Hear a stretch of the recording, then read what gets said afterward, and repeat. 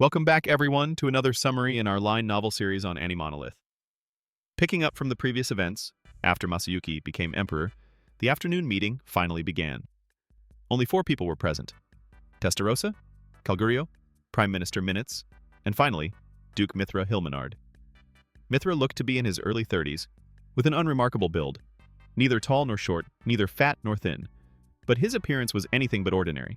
A cold, intimidating mask, sharp eyes that could pierce through someone's soul, and an aura that screamed villain. Anyone seeing him for the first time would assume he was the main antagonist of the entire story. What's more interesting is his lineage. Mithra is the half-brother of Emperor Rudra, sharing the same mother. As we already know, Rudra reincarnates through the son of his designated first wife, but officially, the Empire has no empress. That position is reserved for Velgrind. Even so, the palace was once filled with noble daughters competing behind the scenes to become the recognized queen, the mother of Rudra's next vessel. These women were voluntarily offered by noble families, hoping their daughter would gain status by giving birth to the emperor's next incarnation. Mithra's mother was the one who won that deadly competition. After bearing Rudra's vessel, she achieved immense prestige. As a reward, she was given 2 choices: stay in the palace to raise him, or leave with a massive fortune and marry someone of her own choosing.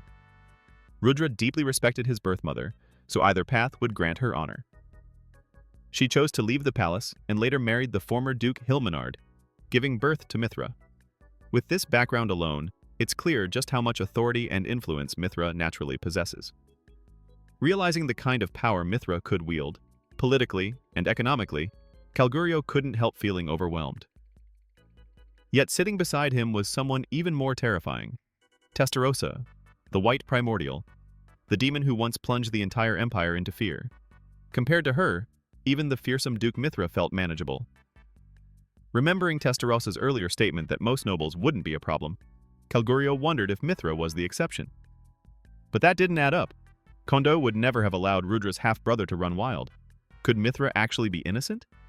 Calgurio found that hard to believe. Mithra was universally feared and impossible to read. No ordinary person could make others uncomfortable just by existing. But before he could think further, the bell rang, signaling the beginning of the meeting. "The rogues who seek to usurp the throne, shall I ask you why you have summoned me?" Mithra opened the meeting with a sharp question, accusing the others of trying to seize the throne. Minutes tried to calm him down, insisting it was all a misunderstanding. But that was enough to ignite a heated argument from the very first moment. Mithra believed Masayuki's faction was relying on Velgrind to gain control of the empire, and because of that, he refused to compromise. Minutes had to explain everything from the start. Masayuki never wanted to be emperor in the first place. He only accepted the position because he was afraid Velgrind might erase the empire if he refused. In other words, Masayuki had actually saved the empire, not tried to steal it. From this point on, the empire's survival depends entirely on Masayuki.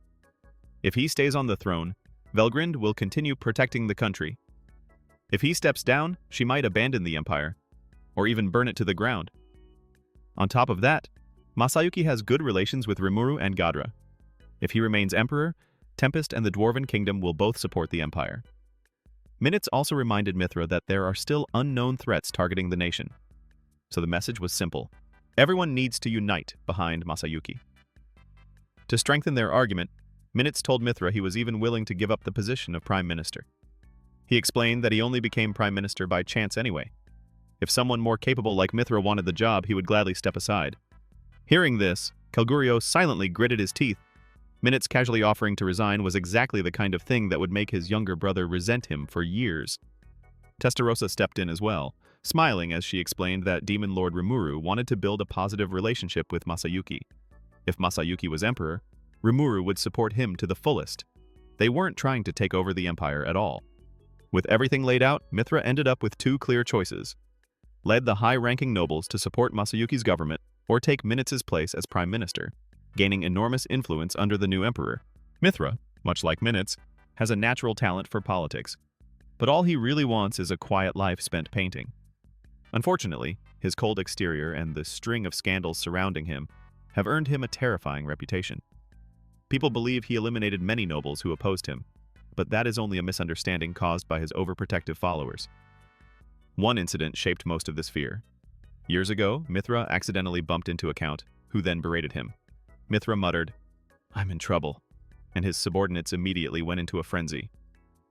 Black-clad knights appeared from nowhere, restrained the count, and the next day newspapers exposed his alleged crimes.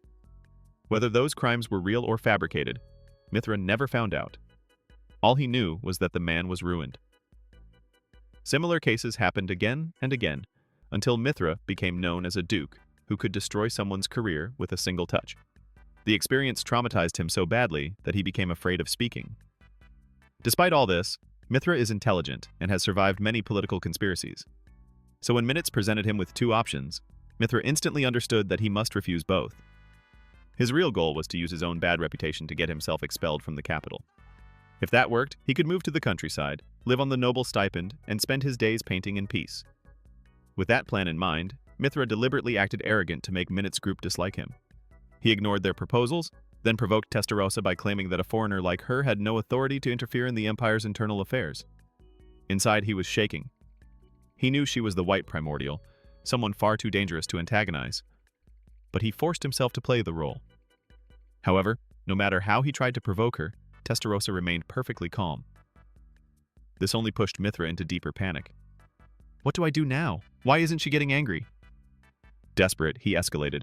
He reminded them that he was the half-brother of the great Rudra, and that with Rudra's fate still unknown, it was outrageous to expect him to accept a new emperor like Masayuki. To Mithra, this outburst felt like enough chaos to make his plan succeed. In his mind, they would eventually find him troublesome and force him out of the capital. That was exactly what he wanted. At that moment, Velgrind appeared with Masayuki. Her cold words made Mithra freeze. She told him bluntly that if he thought he was being underestimated simply because he was related to Rudra, then he was far too naive.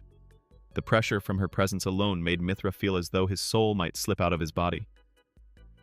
Masayuki entered right after her, which only confirmed for Mithra that his fate was sealed.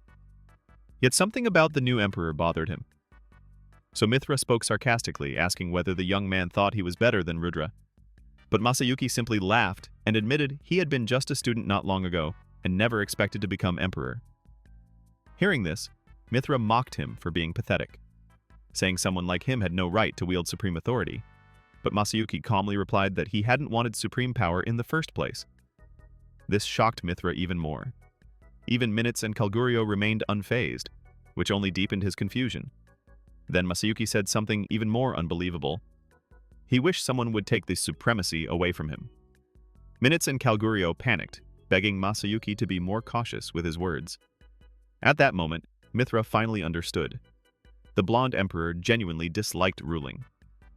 He also noticed how strangely polite Masayuki acted toward Velgrind, despite her speaking to him so sweetly and informally. When Masayuki addressed Mithra again, Mithra braced himself. Masayuki asked what Mithra thought of him. Mithra answered honestly. Masayuki was nowhere near Rudra, and certainly didn't seem capable of rising above everyone else. Mithra believed these words would doom him, and he was prepared for that. But instead of anger, Masayuki lit up with joy. He declared that Mithra was exactly the kind of person he needed. Masayuki explained that because of his ultimate skill, King of Heroes, everyone saw him as someone extraordinary. No one ever treated him normally, except Mithra. For Masayuki, that was a blessing. Hearing this, Mithra was moved to tears. He understood Masayuki's suffering better than anyone. Mithra confessed that he too had been misunderstood for most of his life. Once, merely whispering, "I'm in trouble," had led to someone being arrested by his overzealous subordinates. He had lived in fear of speaking his mind. Masayuki sympathized deeply. His words were always exaggerated and misinterpreted by others, and before he knew it, he had been elevated to the position of emperor. The two of them opened up to each other, sharing their frustrations, fears, and the burdens their abilities placed on them. Before long, they bonded and became genuine friends.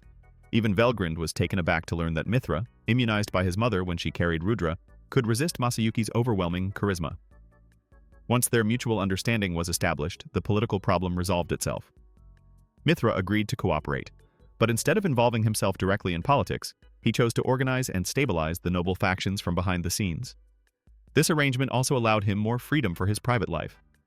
He promised to keep the nobles quiet, unify those dissatisfied with the current state, and persuade capable individuals to support Masayuki. Masayuki and the others gratefully accepted his help. With that, the meeting ended smoothly and everyone dispersed. Just as Mithra was about to leave, Testarossa stopped him to talk. Remembering the arrogant remarks he had made to her earlier, he felt a chill run down his spine. But instead of scolding him, Testarossa brought up a small but important matter. She explained that his abilities came from the unconscious, unique skill villain, a power inherited through his family line. If used properly, it could greatly strengthen his negotiating skills, but if left uncontrolled, it could be dangerous. Mithra learned something even more unsettling. His mother had been immune to this ability due to Rudra being inside her, but his wife was not. In fact, his marriage had been quietly strained for years. Although he loved his wife deeply, he had never once expressed his feelings. After giving birth to their heir, she had begun preparing to leave, believing she had fulfilled her duty as a noblewoman's wife. Testarossa and Velgrind then took turns offering him what could only be described as unexpected marriage counseling. They told him plainly that affection must be spoken, not assumed. He had never thanked his wife, never told her he loved her, never acknowledged the hardships she endured for him. Hearing this, Mithra felt as if his world collapsed. He finally understood how blind he had been.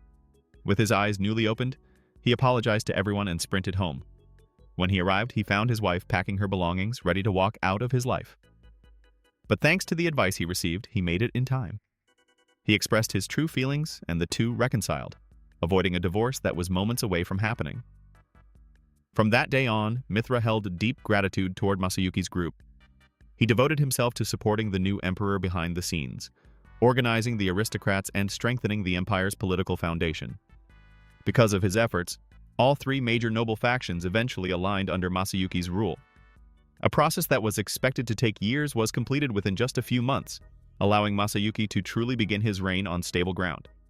And the video ends here. Let's follow the rest of the story in the next video. Thank you for listening. Goodbye, and see you in the next video.